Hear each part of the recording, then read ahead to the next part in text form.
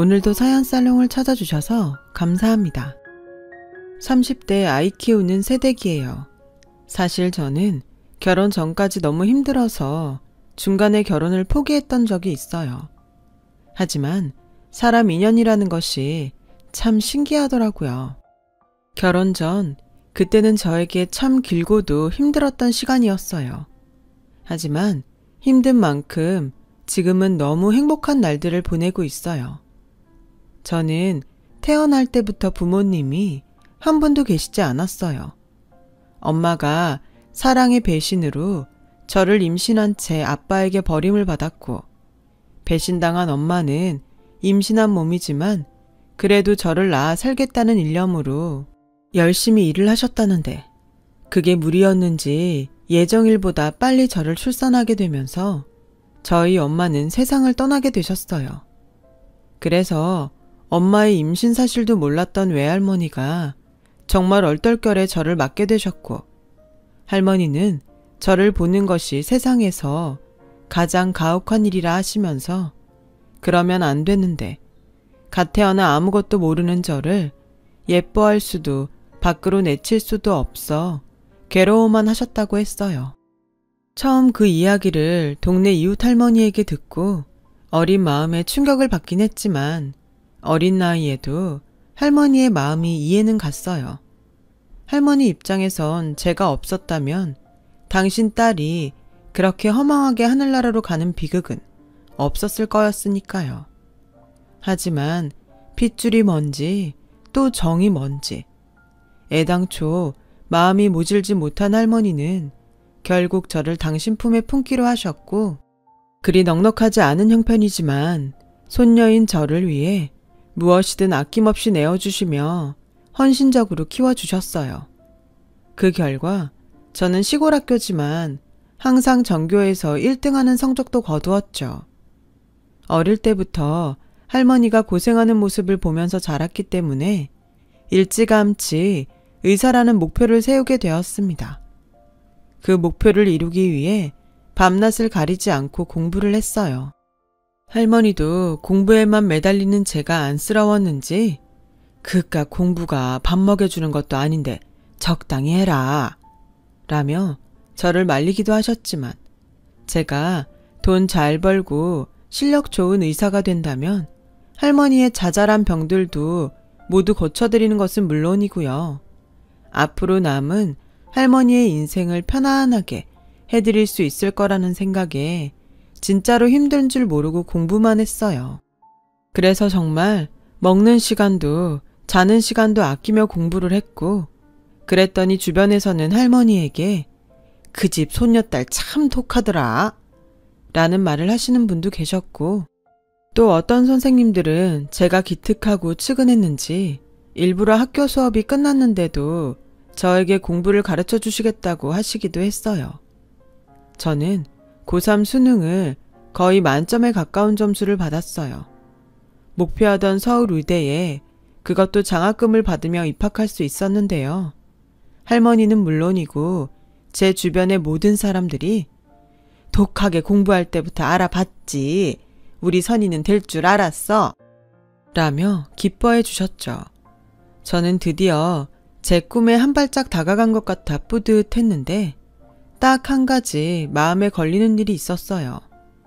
할머니, 그냥 나랑 서울에서 살면 안 돼? 할머니 허리도 안 좋고 무릎도 안 좋은데 혼자 계시다가 다치시기라도 하면 어떡해. 뭘 어떡해. 읍내병원 가면 되지. 할미는 평생 촌에서 살아서 도시에서는 숨 막혀서 못 살아. 내가 너 혼자 살게 한다 생각하면 시끄럽고 공기도 나쁜 곳에서 우리 강아지 어찌 살까 다 걱정이 된다니까. 다들 잘 살아. 그러니까 그렇게 기를 쓰고 서울에서 살려고 하지. 두고 봐요. 할머니 손녀딸이 금방 의사 선생님 돼서 우리 할머니 호강시켜 줄게. 됐어. 네 몸이나 잘 챙겨. 할미 없어도 학교 잘 댕기고 선생님 말씀 잘 듣고, 그리고 사내놈들 특히 조심해야 한다. 무슨 일 있음 할미한테 바로 전화하고. 아휴, 요런 피덩이를 내가 어찌 떼어놓을까나. 할머니는 그렇게 한참을 발이 떨어지지 않는다며 제 걱정을 하시고 또 신신당부를 하시고는 겨우 시골집으로 가는 고속버스에 오르셨어요.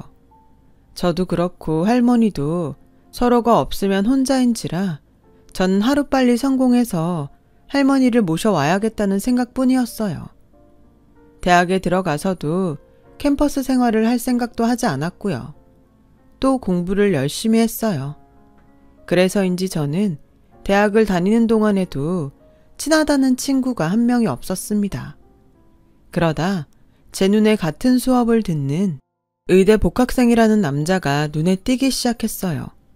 저도 혼자고 그도 혼자라 서로 인사 한 번을 하지 않은 상태였지만 이미 서로를 알고 있었어요. 제대로 말도 하지 않은 사이인데 어느덧 강의실에서 마주치게 되면 가벼운 목례 인사 정도는 하는 사이가 되었죠. 지금 생각해보면 저도 그렇고 그 사람도 숫기가 없고 내성적인 사람이라 서로 다가갈 생각을 전혀 하지 못했던 것 같아요. 하지만 인연은 인연이었는지 그렇게 목례만 하던 그와 저는 우연히 기말고사를 앞두고 도서관에서 공부를 하다 또 만나게 되었죠. 둘 다 밤샘 공부를 했었기에 복도 자판기에서 커피를 하나 뽑아 먹다가 그 사람과 뜻밖의 대화를 하게 되었어요. 안녕하세요. 저기 혹시 100원짜리 동전 있으면 하나만 빌려주실래요? 제가 꼭 갚을게요. 그는 커피를 마시고 싶은데 돈이 부족하다고 저에게 동전을 빌려달라고 했어요. 저는 흔쾌히 동전을 빌려주었어요. 그 일을 시작으로 저와 그는 이야기는 물론이고 가끔 학교에서 점심도 같이 먹는 제법 친분을 쌓을 수 있었는데요.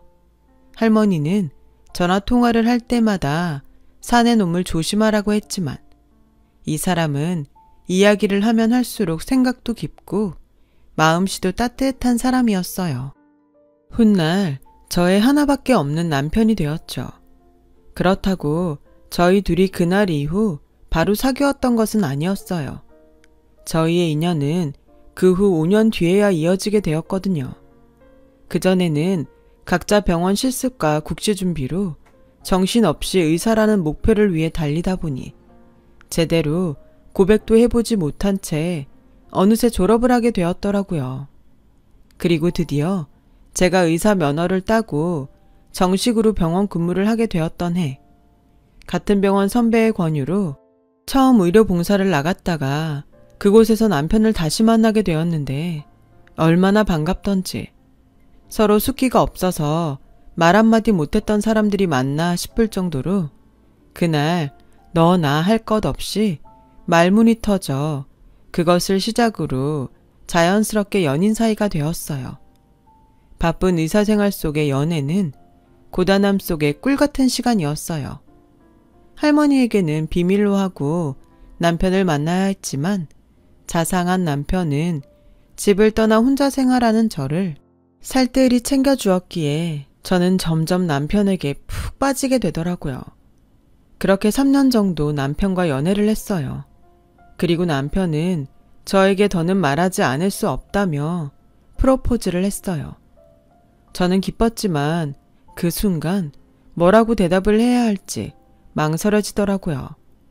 시골에 계신 할머니 때문이었죠. 남편이 프로포즈를 하던 그 순간, 만약 결혼을 하게 된다면 시골에 계신 할머니는 계속 시골집에서 혼자 계셔야 하는 게 아닐까 하는 생각이 저를 덮쳐왔거든요. 그러자 저의 반응에 남편은 뭔가 불안한 얼굴이 되었죠. 끝내 대답을 기다리지 못하고 먼저 입을 열었는데요. 왜? 무슨 문제라도 있어? 그게 있잖아. 저는 남편에게 할머니에 대한 저희 마음을 얘기했어요. 평소 연애하면서 이미 제가 어떻게 자랐고 공부했는지 남편 모두에게 말한 터라 남편은 저의 고민을 마치 자기 고민처럼 들어줬고 저의 말이 모두 끝나자 남편은 어떤 망설임도 없이 웃으며 이렇게 말해줬어요. 바보야. 내가 그 생각도 하지 않고 프로포즈를 했을까봐? 난 할머니만 좋다고 하시면 우리가 모시고 사는 것도 좋다고 생각해. 정말? 정말 그래도 돼? 그럼 우리 자기한테 얼마나 고마우신 분인데. 나도 할머님이 남은 생 편안하게 우리랑 같이 사셨으면 좋겠어. 우리 주말에 할머니한테 인사드리러 가자. 설마 아직도 나 만나는 거 얘기 안 한 거 아니지? 솔직히 그때까지도 얘기를 못한 건 맞아요. 기회를 봐서 이야기를 해야지 하는 생각은 계속 가지고 있었지만 엄마가 아빠에게 배신당하고 허망하게 세상을 떠난 트라우마가 생각보다 강하셔서 할머니는 제가 좋은 짝을 만나 행복한 결혼을 했으면 좋겠다고 생각하시면서도 어떤 사람을 믿어야 할지 모르시겠다며 어느 한쪽도 적극적이진 못하셨어요. 하지만 남편은 누가 봐도 좋은 사람이었거든요. 할머니도 직접 이 사람을 본다면 단번에 안심하실 수 있을 거라는 자신만만한 생각에 남편의 프로포즈를 받은 저녁 할머니에게 전화를 걸어 이실직고 했어요. 뭐? 할미 몰래 그렇게 오랫동안 연애를 했다고? 근데 그것도 모자라서 결혼 허락을 받으러 온다는 거야? 할머니가 계속 사내놈 조심하라고 하셔서 말을 못했는데 내가 지금 만나고 있는 사람 진짜 좋은 사람이야. 그러니까 할머니가 직접 보고 결혼 허락해줘. 나 할머니가 허락해줘야 결혼할 수 있잖아. 아이고, 이미 할미 몰래 할 건 다 했으면서 이 할미 허락은 또 필요해? 당연하지. 난 할머니 새끼잖아. 그리고 난 할머니가 하지 말라고 하면 절대 안 하지. 그래서 이래 오랫동안 할미를 속였냐? 그래도 진작 말했으면 할미가 한번 올라가서 봤을 텐데. 아무튼 우리 강아지가 그렇게 좋아 죽는다면 한번 데려와봐.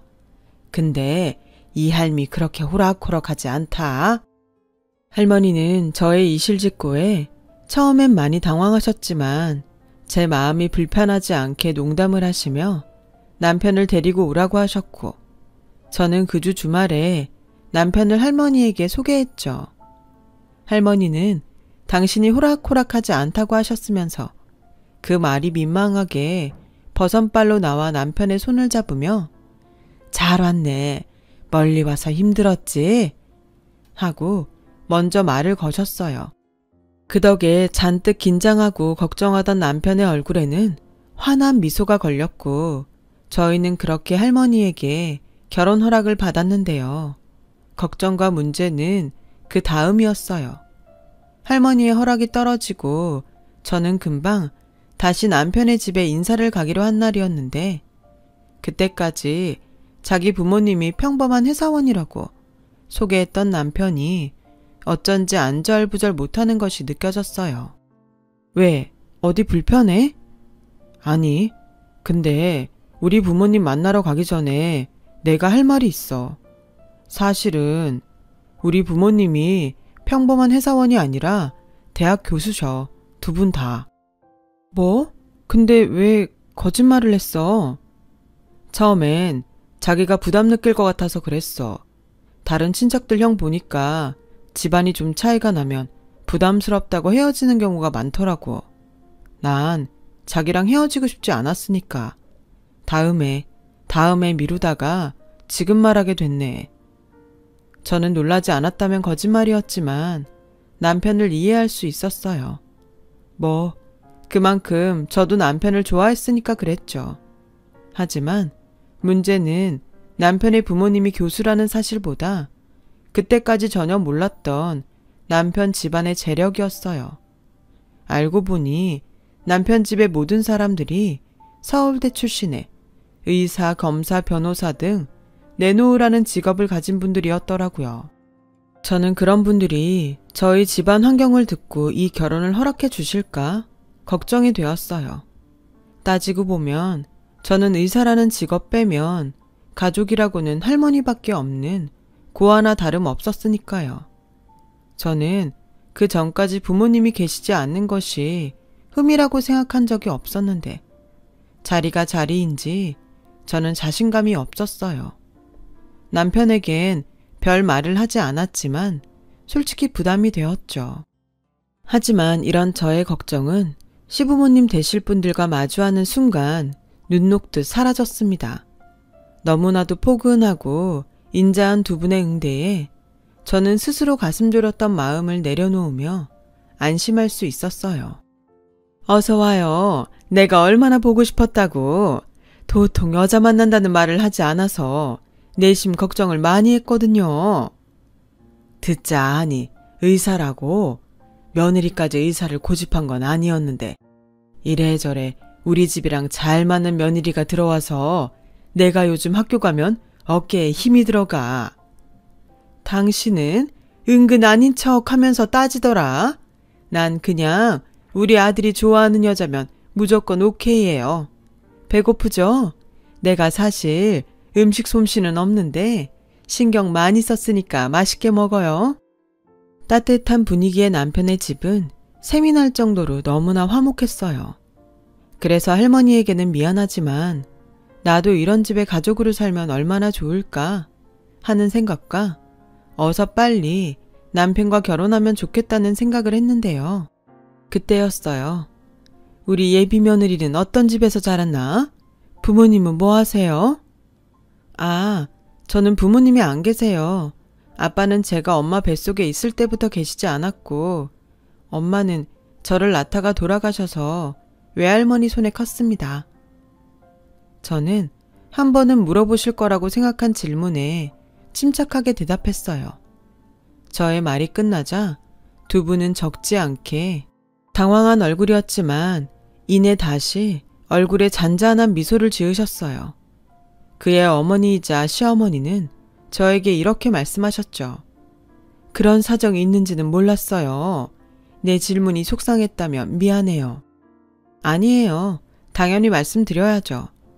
할머님이 고생을 많이 하셨겠네. 혼자 손주 의사 공부까지 다 시키시고. 네, 할머니가 고생을 많이 하셨어요. 앞으로 보답하며 살아야죠. 시부모님은 저의 이야기를 듣고 고개를 끄덕이셨어요. 그래서 저는 이런 시부모님이라면 존경하고 함께 살아갈 수 있겠다는 생각이 절로 들었고 결혼하면 내 부모님이다 하는 마음으로 잘해야겠다고 다짐까지 했는데요. 며칠 후 그때 저의 생각이 터무니없는 저만의 착각이라는 것을 알게 되었어요. 남편의 집에 다녀온 지 일주일이 지나고 보름이 지났는데도 남편은 부모님이 저에 대해 어떻다 하더라는 말을 하지 않더군요. 은근 제가 없을 때 두 분의 반응이 궁금했던 저는 부모님이 나 며느리감으로 좋으시대? 그럼 그때 봤잖아. 두 분 다 좋아하신 거. 감이라고 하잖아요. 시부모님께 인사를 드리고 온 날은 상당히 예감이 좋았는데 남편의 반응을 보니 어쩐지 좀 이상하다는 생각이 들었어요. 하지만 제가 보고 듣고 한 것이 있으니 애써 부정적인 생각은 하지 않으려 노력했어요.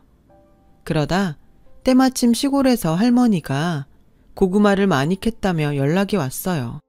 남편 집에도 가져다 드리라며 고구마를 한 박스 보내주신다고 하길래 망설이다가 남편을 통해 시부모님에게 고구마를 좀 보내드리려고 했어요. 그런데 우리 부모님 고구마 안 드셔. 두 분 다 탄수화물 관리하시거든. 아, 그래? 그럼 내가 날도 쌀쌀해지니까 다른 건강식품이라도 좀 챙겨드릴까? 에이, 뭘. 친척 중에 깔린 게 의사 약사인데 자기는 신경 쓰지 마. 저는 그때 확실히 느꼈어요. 무언가 잘못되어 가고 있다는 것을요. 하지만 심증만 있을 뿐 남편이 아무 말도 하지 않는데 제가 먼저 뭐라고 말을 할 수가 없더라고요. 그러던 어느 날이었어요. 그날은 원래 남편과 함께 영화도 보고 밥을 먹자고 약속한 날이었는데 남편은 몸이 너무 좋지 않아서 약속을 좀 미뤄야겠다고 연락을 해왔어요. 그때까지는 사실 별 생각을 하지 않았어요. 전화기 넘어 남편의 목소리도 별로 좋지 않았고요. 그래서 많이 아파? 진료는 받았고 명색의 의사가 자기 몸 관리도 못해서 어떡해. 그러게. 독감 검사도 했고 괜히 자기한테 옮기면 안 되니까 우리 약속 다음으로 미루자. 나 자기 많이 보고 싶었는데 아쉽다. 에이, 그러지 말고 내가 지금 갈까? 마스크 잘 쓰고 있으면 되지. 아니야. 내가 신경 쓰여서 안 돼. 나 금방 나을 테니까 좀만 참아. 집에 부모님도 계시고 내 걱정은 안 해도 돼. 그렇게 저는 취소된 약속에 아쉬워하며 집으로 갈지 혼자 뭐라도 할지 고민하고 있었는데, 선생님, 오늘 데이트 있다고 하셨죠? 아, 취소됐어요. 남친이 아프다네요. 독감일지도 모르는 것 같아서. 아, 정말요? 그럼 저랑 같이 호텔 뷔페 가실래요? 제가 이번에 이벤트에 당첨돼서 식사권 받았는데 날짜가 딱 오늘까지라서요. 선생님 데이트 가신다면 그냥 드리려고 했는데 저랑 같이 가세요. 그런 데를 나랑 가도 돼요? 내가 미안한데. 선생님이랑 가면 더 좋죠. 오늘은 여자끼리 오붓하게 맛있는 거 먹고 수다도 떨고 같이 놀아요. 여동생처럼 살가운 친구였어요. 정말 동생처럼 생각했고요. 그렇게 같은 병원에서 친하게 지내던 여간호사의 권유로 서울 모 유명한 호텔에 가게 되었어요. 호텔 1층에 도착해서 동생이 잠시 식당 위치를 알아보고 오겠다고 자리를 비운 사이에 멀찌감치 카페에 남편이 어떤 여자와 함께 앉아있는 모습이 보이더라고요. 게다가 남편의 그 특유한 사람 좋은 미소로 상대 여자에게 웃어주는 모습을 본 저는 마치 드라마 속 배신당한 여자 주인공처럼 눈에 아무것도 보이지 않았었는데요. 아프다더니 나 몰래 딴짓하려고 거짓말했니? 자기야, 자기가 어떻게 여기에. 왜? 나는 호텔에 올 일이 없을 거라고 생각했어? 아니야, 내가 설명할게. 오해하지 마. 죄송합니다. 제가 이 부분은 나중에 다시 정식으로 사과드릴게요. 정말 죄송합니다. 남편은 상대 여성에게 정중하게 사과를 하고 저를 데리고 호텔 밖으로 나왔어요. 그리고 잔뜩 화가 나 있는 저에게 절망적인 이야기를 했죠. 사실 우리 부모님이 자기랑 결혼을 반대하셔. 아무래도 자기 부모님이 안 계시고 할머니 손에서 자란 게 영 마음에 걸리신데. 뭐라고? 아니, 그때는 전혀 그런 내색 없으셨잖아. 원래 우리 부모님이 그러셔. 앞에서는 절대 싫은 소리 안 해. 근데 자기가 돌아가고 결혼은 집안끼리 맺어지는 건데 자기는 마음에 들어도 서로 불편하고 불필요한 신경을 써야 할 거라고. 아, 나는 물론 절대 자기 아니면 결혼 안 한다고 말씀드렸어. 근데 엄마가 자꾸 선자리를 받아와서 계속 이 핑계 저 핑계로 밀었는데 자꾸 이런 정략 결혼이라도 시킨다고 말씀하시니까 대충 시간을 좀 벌려고 했지. 저는 남편의 말에 아무 말도 할 수 없었어요. 게다가 함께 온 그 동생이 이 모습을 모두 보고 있었기에 저는 머릿속이 더 하얗게 되었죠. 모든 사실을 다 안 이상 이 문제를 더 이상 남편에게만 맡길 수 없다는 생각을 했어요. 그래서 말리는 남편을 뒤로하고 다음날 어렵게 병원 휴가를 낸 저는 시어머니가 근무하신다는 대학에 찾아갔어요. 그런데 그곳에는 처음 다정하고 살갑게 저를 대해주신 어머님은 계시지 않더라고요. 냉랭한 분위기와 싸늘한 눈빛으로 저를 마주하는 어머님이 계셨어요. 그렇게 안 봤는데 참 무례하네요. 어머님, 드릴 말씀이 있어요. 미안해요. 내가 수업이 있어서. 그래도 잠시만요. 저 어머님 충분히 이해해요. 당연히 어머니시니까 좋은 환경의 여자를 만났음 하시겠죠. 그런데요, 저 할머니 손에 자랐지만 남부럽지 않게 잘 자랐어요. 학교 다닐 때 선생님들한테 칭찬도 많이 듣고 자립심도 강해요. 학원, 과외 그런 거 없이 제 힘으로 의사 됐어요. 저 많이 부족해 보이시겠지만 저한테도 기회를 주세요. 저 기준씨 제 목숨처럼 사랑합니다. 아가씨한테는 미안하다고 생각해요. 그런데 나는 학자이기도 하고 아들 엄마이기도 해서 솔직히 자라온 환경을 아주 무시할 수가 없어요. 상처 주고 싶지는 않지만 아가씨가 물러나주면 좋겠어요. 이런 말 하면 나를 욕할 수도 있는데 난 자립심이 강한 며느리보다 온실 속 화초처럼 사랑받고 배려받으며 자란 아가씨랑 결혼시키고 싶어요. 수업 시간이 다 됐네요. 조심히 가요. 시어머니는 그렇게 저를 뒤로하고 수업을 하신다며 연구실 밖으로 나가셨어요.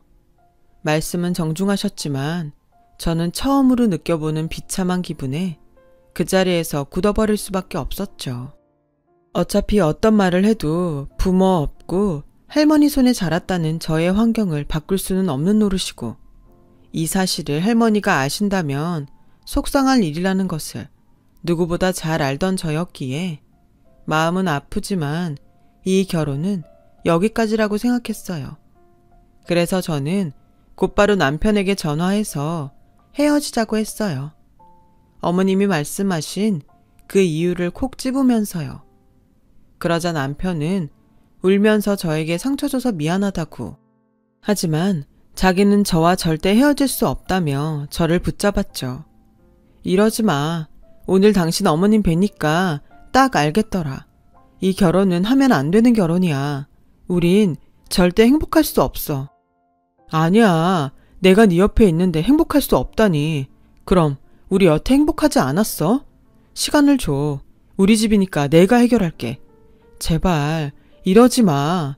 나는 진짜 너 없으면 살 수 없어. 저는 마음이 아팠어요. 사실 따지고 보면 남편은 아무 잘못이 없잖아요. 그저 집에서 반대하는 저를 만났을 뿐인데 이렇게 제 앞에서 울고 사정하는 모습을 보니 제 마음도 좋지 않았어요. 헤어지자고 말을 했지만 그래도 제가 마음속 깊이 사랑하는 사람은 이 남자였으니까요. 그래서 저는 남편의 말에 한 번 더 따라보기로 했어요. 남편은 아직 부모님이 저에 대해 잘 몰라서 섣부르게 판단한 거고 저를 계속 보고 저에 대해서 알게 되면 분명 저를 며느리로 허락해 주실 거라고 저를 안심시켰지만 글쎄요. 어머님의 말씀과 표정이 너무 냉정했던 탓인지 저는 남편과 다르게 자신이 없었어요. 어떻게 그 총각 부모님은 만나봤냐? 도통 왜 말이 없어? 혹시 그쪽 집에서 뭐라 하더냐? 라며 할머니가 걱정하고 계셨고 그런 할머니한테 그쪽 부모님이 자라온 환경 때문에 반대한다는 말을 차마 할 수가 없어서 저는 대충 뭐라고 하긴 할머니 손녀가 의사라서 좋으시대. 그리고 할머니가 나 키우느라 고생이 많으셨대. 라고 말했고 할머니는 좋아하시며 또 안심을 하시고 전화를 끊으셨어요. 제 마음은 한없이 무겁기만 했죠. 그렇게 며칠이 지났어요.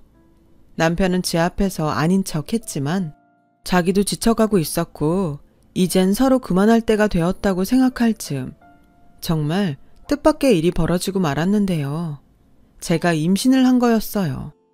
분명 기뻐야 하는데 저는 한없이 슬프기만 했어요.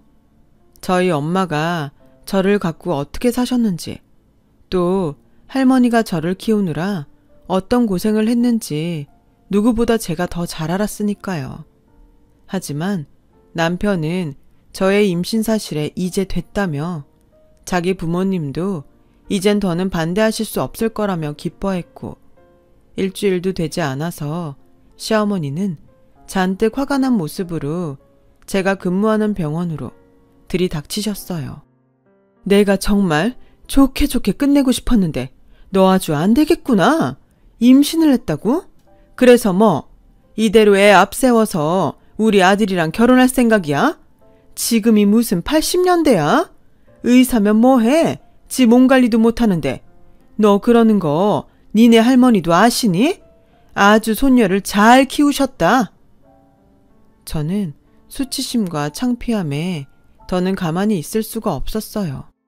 게다가 할머니까지 운운하는 시어머니에게 화가 나서 결혼하기 위해 작정하고 임신한 게 아니라고 이 아이 저 혼자 잘 키울 수 있으니 당장 나가시라고 소리를 질렀고 이 난동 때문에 저는 병원 원장님의 호출을 받게 되면서 잠시 병원을 쉬는 게 좋겠다는 말까지 듣게 되었어요. 이런 취급을 받을까봐 임신을 하고 마음이 좋지 않았던 건데 저의 실수로 할머니에 대해서 그런 말까지 들으니 저는 악에 받쳐 더 이상 이 결혼을 계속 진행할 수 없겠다는 생각이 들었어요. 남편은 아이까지 생겼는데 자기는 절대 그럴 수 없다며 이번에도 완강하게 나오더라고요. 그날 밤 뜻밖의 시아버지를 모시고 저를 찾아왔어요. 아가, 미안하다. 집사람이 너한테 함부로 한 거 내가 대신 사과하마. 임신까지 한 너한테 그러면 안 되는 건데. 사실 나도 집사람이랑 별반 다른 마음이 아니어서 니네 결혼 반대했었다. 하지만 이젠 아니야. 꼭 네가 임신을 해서 그런 것도 아니다. 내 아들이 이 정도로 너를 원하는데 오죽하면 그럴까 싶어서 아비로서 내가 한 발 물러날까 한다. 아가, 늦었을지도 모르겠지만 마음 풀고 우리 집 며느리가 되어주면 안 되겠니? 저는 하루아침에 극과 극인 시부모님의 반응에 롤러코스터를 타는 것처럼 혼란스러웠어요. 지금은 어떤 생각도 하고 싶지 않다며 남편과 시아버지를 돌려보냈고 다음날 아침 저는 금방이라도 쓰러질 것 같은 생각에 할머니가 계신 시골집으로 갔어요. 어머나, 우리 강아지 연락도 없이 어쩐 일이야? 할머니. 저는 할머니를 보자 또다시 눈물이 터졌고 그대로 땅바닥에 주저앉아서 그간 있었던 일을 모두 이야기했습니다. 할머니는 한참을 듣기만 하시더니 저의 손을 꼭 잡아주시며 이렇게 말씀하셨어요. 여기 땅바닥은 너무 춥다. 들어가자. 할미가 맛있는 거 만들어줄게. 사람은 뱃속이 든든해야 머리도 잘 돌고 마음도 건강해. 어여 일어나. 그렇게 할머니 손을 잡고 집 안으로 들어갔어요. 그리고 따뜻한 아랫목에 할머니의 냄새를 맡으며 잠시 잠이 들었는데 잠깐 눈을 뜨니 할머니는 연신 저의 얼굴을 쓰다듬으시며 내 강아지 딱해서 어쩌나 하시며 눈물을 삼키시더라고요. 이럴까봐 죄송해서 못 왔었는데 저는 눈물을 들키지 않으려 등을 돌렸고 할머니는 제가 깼다는 것을 눈치채셨는지 덤덤하게 이렇게 말씀하셨어요. 우리 손녀 할미는 고스톱을 칠 때도 못 먹어도 고 하는 사람이야. 우리 강아지가 하고 싶으면 그 결혼해. 이 할미가 언제까지고 네 뒤에서 떡 하고 버텨줄 테니까 겁먹지 말고 네 하고 싶으면 해. 할머니는 저를 그렇게 다독여 주셨어요.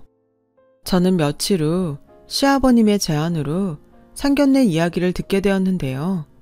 이미 상처뿐인 마음이라 처음엔 그러고 싶지 않다고 거절을 하자 옆에서 할머니가 시부모님을 한번 보고 싶다고 하셨어요. 결혼을 깨도 그때 깨면 된다는 생각에 저는 할머니를 모시고 상견례장으로 가게 되었죠. 너는 아무런 걱정하지 마. 네 옆엔 이 할미가 있으니까 그 옆편에 낯짝이나 한번 보자. 그렇게 말하고 할머니는 저의 손을 더욱 꼭 잡으셨어요. 이미 남편과 시부모님은 상견례 장소에 도착해 있었고 저희는 가볍게 목례를 하며 자리에 앉았는데 그때였어요. 지금 생각해도 정말 놀라운 일이 제 눈앞에서 벌어진 거죠. 이모? 이모 맞죠? 저 수키예요. 수키? 아, 네가 수키니? 어머나 세상에. 내가 너를 그렇게 보내고 생사를 몰라서 마음이 그랬는데 너 잘 살았어? 네, 저 그때 고아원에서 입양 가서 잘 크고 잘 살았어요. 아이고, 감사한 거 참말로 감사하다. 근데 그럼 네가 여기 왜 있어? 할머니는 잠시 당신이 상견례 장소에 와 있다는 것을 잊으신 듯 시어머니와 반갑게 얘기를 하셨어요. 그리고 저를 반대하고 또 저를 아프게 한 시어머니를 보면 당신이 꼭 한 소리를 하시겠다고 벼르고 오셨는데 그 당사자가 과거 자신과 인연이 있는 사이라는 사실에 끝내 믿기 어렵다는 표정을 지으셨어요. 그리고 그때까지도 아무것도 알 수 없었던 저를 포함한 남편과 시아버지는 곧 할머니와 시어머니의 기막힌 인연에 대해 들을 수 있었어요. 알고 보니 시어머니는 아주 오래전에 저희 엄마의 절친한 친구였답니다. 밤에 집안에 불이 났는데 그 불은 순식간에 마을에서 가장 큰 불로 번져 당시 초등학생이었던 시어머니만 빼고 다른 가족들이 그만 모두 세상을 떠나는 비통한 일이 있었대요. 그래서 그 불 때문에 한순간에 부모 형제를 모두 잃은 시어머니는 오갈 곳이 없었죠.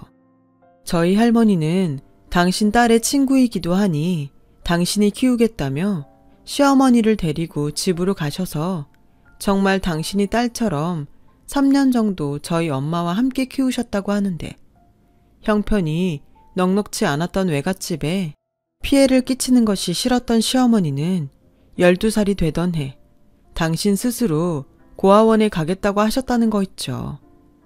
내가 그때 너를 보내고 몇 날 며칠을 울었다. 내가 굶었으면 굶었지. 그 어린 걸 지 발로 거길 가게 했으니. 아니에요. 누가 생판남을 그렇게 자식처럼 키워주실 수 있겠어요. 저 그때 정말 감사한 마음으로 고아원에 갔어요. 근데 얘가 지의 딸인지도 모르고 제가 그랬으니 선이야 미안하다. 난 네가 나랑 같은 처지라 솔직히 나를 보는 것 같아서 너를 받아줄 수 없었어. 부모가 없다는 게 뭔지 내가 너무 잘 아니까. 그래서 이기적인 거 알지만 내 아들은 부모 다 있는 그런 아가씨랑 결혼했으면 좋겠다고 생각했어. 미안하다. 아니에요. 그런 마음이신지 몰랐어요. 내가 평생 두고두고 너한테 사죄하면서 살게. 지혜는 나한테 손을 내밀어줬는데 난 너를 밀어내기만 했으니 내가 나빴어. 이모한테도 죄송해요. 됐다. 서로 오해가 있으면 이렇게 풀면 되지. 난 네가 절대 나쁜 마음으로 그러지 않았다는 걸 안다. 우리 손녀 잘 부탁한다. 내가 정말 공들여 키웠어. 네, 제가 잘할게요. 선이야, 미안하고 고마워. 네 덕에 이모를 다시 만날 수 있게 됐구나. 이런 말 참 내가 하면서도 민망한데 우리 앞으로 잘 지내자. 내가 네 엄마 목까지 다 해줄게. 시어머니는 그렇게 말씀을 하시고 저를 끌어안으셨어요. 그리고 계속 미안하다고 고맙다고 앞으로 잘하겠다는 말을 몇 번이고 하셨는데 그동안 절대 풀리지 않을 것 같았던 서운한 마음이 조금씩 풀어지더라고요. 우여곡절이 있긴 했지만 모두의 축복을 받으며 결혼식을 올릴 수 있었어요. 그리고 저를 닮은 예쁜 딸을 낳았는데요. 시어머니는 물론이고 저희 할머니까지 제가 천사를 낳았다며 서로 당신이 안아보겠다고 어찌나 성화인지 그 모습에 저는 이런 행복을 맞이하려고 그런 시간을 겪었나 하는 생각까지 들더라고요. 지금은 그 딸이 무럭무럭 자라 4살이 되었어요. 옹알옹알 말도 많고 애교도 많아 저희 부부는 물론이고 할머니와 시부모님의 사랑을 아주 듬뿍 받고 있는데요. 몇 달 전 아주 기가 막히게 서울은 공기도 나쁘고 시끄러워서 싫다던 할머니가 당신 스스로 시골 생활을 정리하시고 저희 집으로 오시는 일이 있었어요. 저희 딸 때문이었죠. 내가 우리 증손녀가 눈에 아른거려서 거 있을 수가 없더라. 네, 우리 증손녀 초등학교 들어갈 때까지만 여 있을게. 괜찮지? 그렇게 내가 오라고 할 땐 싫다고 하더니 이게 말로만 듣던 내리사랑인가? 내 참 서러워서. 나는 네가 뭐라고 하는지 하나도 안 들린다. 우리 강아지 증조 할미랑 코 잘까? 할미가 자장가 불러줄게요. 이렇듯 제가 성공해서 할머니를 모시고 효도하려고 했는데 효도는 어쩌면 제가 아니라 저희 딸이 하고 있는지도 모르겠어요. 이걸 좋아해야 할지 서운해야 할지. 매일매일 얼굴에 웃음꽃이 피어있는 할머니의 모습을 볼 때면 저는 참 많이도 행복하네요. 부디 저희 할머니가 저희 딸이 중고등학생이 될 때까지 건강하게 오랫동안 사셨으면 좋겠어요. 사실 지금은 이렇게 많이 행복하다는 말을 하고 싶어 쓰게 된 사연이었는데 본의 아니게 긴 이야기가 되었네요.